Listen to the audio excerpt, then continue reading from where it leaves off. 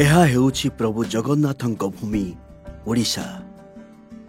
ଏହାର ପ୍ରାୟ 75% ଜନସଂଖ୍ୟା ଏବେ ବି କୃଷିରୁ ଜୀବିକା ନିର୍ବାହ କରନ୍ତି। ଓଡ଼ିଶାର ବରଗଡ଼ ଜିଲ୍ଲାର ନୂଆପଲ୍ଲୀ ଗାଁର ଜଣେ ଚାଷୀ କୃଷି କାର୍ଯ୍ୟକଳାପ କରିବା ସହିତ ଆର୍ଥିକ ସଫଳତା ପାଇବାର ଏକ ନୂତନ ଉପାୟ ଦେଖାଇଛନ୍ତି।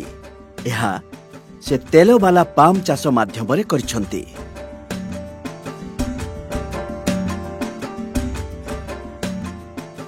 ମାତ୍ର 302 ହେକ୍ଟର ଅଞ୍ଚଳରେ ବିସ୍ତୃତ ଏକ ଛୋଟ ଗାଁ ନୂଆପାଲି। କିଛି ବର୍ଷ ପୂର୍ବେ ଏହି ଗାଁର ଚାଷୀ ଶ୍ରୀ ରସାନନ୍ଦ ସାହୁ ପାରମ୍ପରିକ ଚାଷ ଜାରି ରଖିବା ପରିବର୍ତ୍ତେ ତେଲବାଲା ପାମ୍ ଚାଷ କରିବାକୁ ନିଷ୍ପତ୍ତି ନେଇଥିଲେ। ସେ ଓଡ଼ିଶା ସରକାର ଏବଂ ଏକ ଘରୋଇ କମ୍ପାନୀର ସହାୟତାରେ 5.27 ହେକ୍ଟର ଜମିରେ ତେଲବାଲା ପାମ୍ ଚାଷ ଆରମ୍ଭ କରିଥିଲେ। ତାଙ୍କୁ ତେଲବାଲା ପାମ୍ ଚାଷ ସାମଗ୍ରୀ ଯୋଗାଇ ଦିଆଯାଇଥିଲା। ଶ୍ରୀ ରସାନନ୍ଦ ସାହୁ ଏବେ ତେଲବାଲା ପାମ୍ ଚାଷରୁ ପ୍ରତି ହେକ୍ଟରରେ ବାର୍ଷିକ 1 ଲକ୍ଷ ଟଙ୍କାରୁ ଅଧିକ ସଫଳତାର ସହିତ ଆୟ କରୁଛନ୍ତି।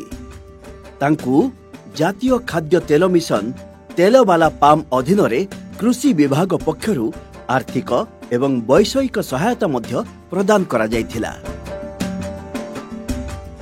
National mission on edible ଅଏଲ୍ସ oil palm NMEOOP Bharat ସରକାର 2021-2022ରେ ଆରମ୍ଭ କରିଥିଲେ।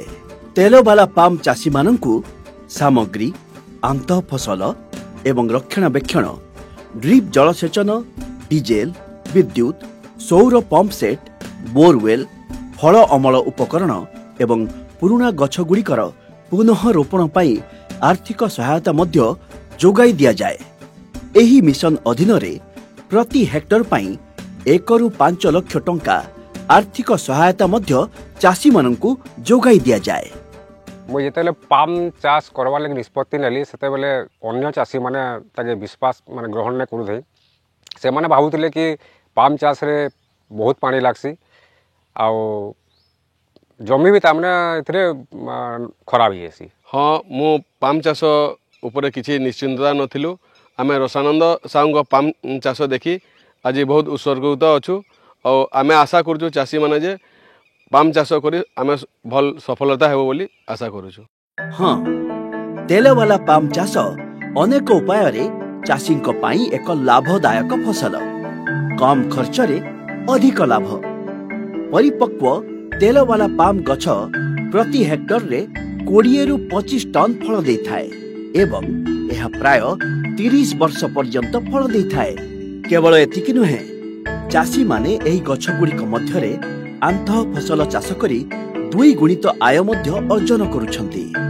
ଅଏଲ ପାମ୍ ଚାଷ ପାଇଁ ସରକାରଙ୍କ ତରଫରୁ ଆମର ଗଛ ଚାରା ବାବଦକୁ 20,000 ଟଙ୍କା ଇଣ୍ଡିଜିନିୟସ୍ ଭେରାଇଟି ଆଉ 29,000 ଟଙ୍କା ଏକ୍ଜୋଟିକ୍ ଭେରାଇଟି ପାଇଁ ଦିଆଯାଉଛି।